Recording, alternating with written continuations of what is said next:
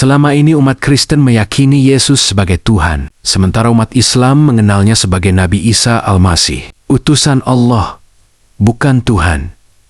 Tapi kini, Koh Donditan tampil membongkar fakta mengejutkan. Yesus yang mereka sembah sebenarnya adalah Isa yang dijelaskan dalam Al-Quran. Jika begitu, siapa sebenarnya yang selama ini salah memahami sosok yang mereka agungkan? Apakah ini awal dari kesadaran baru?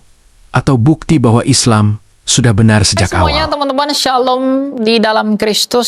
Selamat datang kembali di 3 Hari Channel bersama dengan saya, Elia Myron. Nah, dalam kesempatan ini kita akan bahas satu topik yang mungkin sering menjadi polemik di antara dialog lintas agama Kristen dan juga Islam dalam hal ini, tentang apakah Yesus Kristus dalam Alkitab sama dengan Isa Al-Masih dalam Al-Quran. Ya, maka dalam hal ini kita berbicara 2 aspek. Yang pertama, kita berbicara dari segi bahasa. Yang kedua, kita berbicara dari sejarah atau histori. Yang kemudian nanti kita bisa menyimpulkan apakah Yesus Kristus dalam Alkitab sama dengan Isa Al-Masih dalam Al-Quran. Mengapa Isa Al-Masih di dalam Al-Quran dengan Yesus Kristus di dalam Alkitab yang didukung oleh fakta sejarah itu tidaklah sama?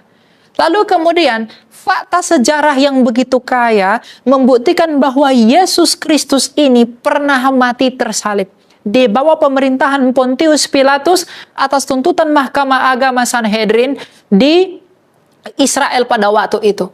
Jadi penyaliban dan kematian Yesus di atas kayu salib itu adalah fakta sejarah yang tidak bisa dibantah. Tetapi dalam teologi Islam, Isa Al-Masih dikatakan tidak mati, hanya saja diserupakan. Nah, kalau memang dia diserupakan, artinya tidak ada kebangkitan yang terjadi pada hari ketiga. Karena Isa Al-Masih sudah diangkat tidak mati, karena dia tidak mati berarti tidak ada kebangkitan. Sedangkan kebangkitan pada hari ketiga itu benar-benar terjadi, dan di dalam kesaksian Kisah Rasul, ia menunjukkan dirinya kepada 500 orang.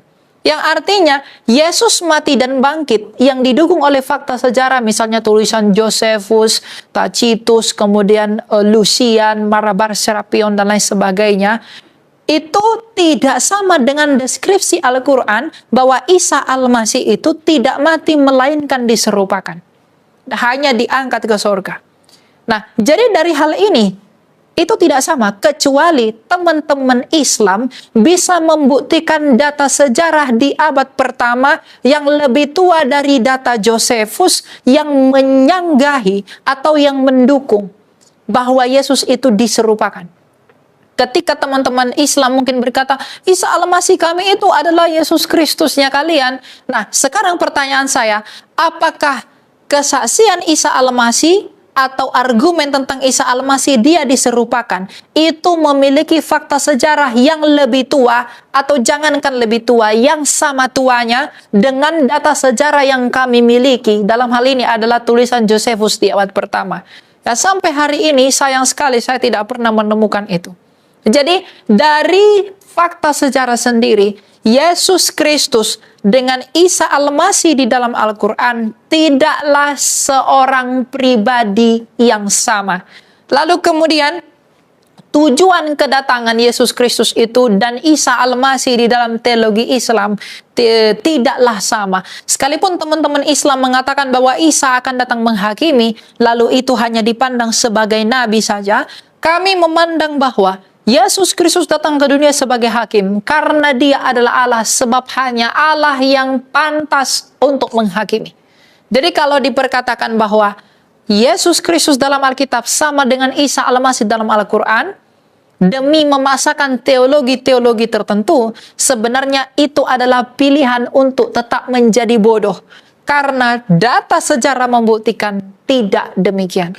Jadi, saya mengajari Anda, saya menyampaikan hal ini kepada teman-teman, itu dengan motivasi bahwa Yesus Kristus dalam Alkitab tidaklah Isa Al-Masih dalam Al-Quran. Sehingga kita tidak perlu berdebat lagi untuk menyamakan bahwa Yesus Kristus dalam Alkitab itu tidak disalib, Yesus Kristus itu hanya diserupakan. Karena bagaimanapun, Yesus Kristus tidak disalib, dia hanya diserupakan, itu adalah teologinya Al-Quran. Dan itu bersumber dari Al-Quran, bukan bersumber dari kitab kami. Tapi bagaimanapun dari data sejarah yang membuktikan bahwa itu beda, maka tidak boleh saling dipaksakan. Sosok yang kita tadi bicarakan tentang Isa Al-Masih dan Yesus, di sini siapa namanya? Kan kita harus tahu juga nih. Oke. Nah, coba ini di sini siapa namanya? Nah, siapa nih? Isa Al-Masih. Isa Al-Masih. Jadi kalau ada orang Kristen yang bilang Isa Al-Masih sama Yesus Kristus itu beda, karena dia nggak pernah baca ini. Ya. Nah, Silakan dibaca ulang lah ibaratnya gitu ya.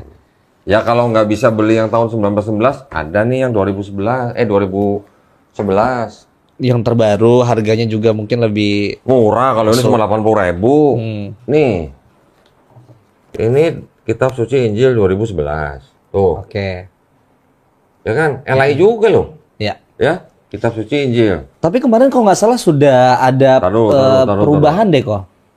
Nih, siapa tuh tulisannya? Silsilah Isa Al-Masih. Nah, jadi kalau orang Kristen yang bilang Yesus Kristus dan Isa Al-Masih itu sosok yang berbeda, kenapa di sini pakai Isa Al-Masih? Kenapa juga mereka punya gereja namanya Gereja Isa Al-Masih? Itu loh maksudnya. Ya, Sosoknya sama, ceritanya yang berbeda. Di kitab ini ceritanya versinya beda. Isa Al-Masih disalib dan dibunuh dan disalib di hari ketiga.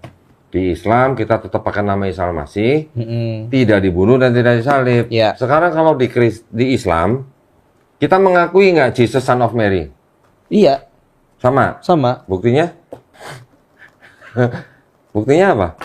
Buktinya dari semua literaturnya sosok yang satu orang yang sama. Iya, buktinya seperti gini lah, bukti seperti ini. Ada nggak dari Islam? Menerima bahwa Nabi Isa Al-Masih itu adalah Jesus Son of Mary. Pernah lihat nggak Quran? Quran terjemahan. Belum. Yang menuliskan Nabi Isa Al-Masih sebagai Jesus Son of Mary, ada nggak? Gua belum. Tapi sebagai anaknya Maryam, ya. Iya. Kalau baca terjemahannya belum. Nih. Jangan prioritas Bible ya. Nah, ini Quran terjemahan bahasa Inggris. Oke. Ada nggak di sini nama Jesus Son of Mary?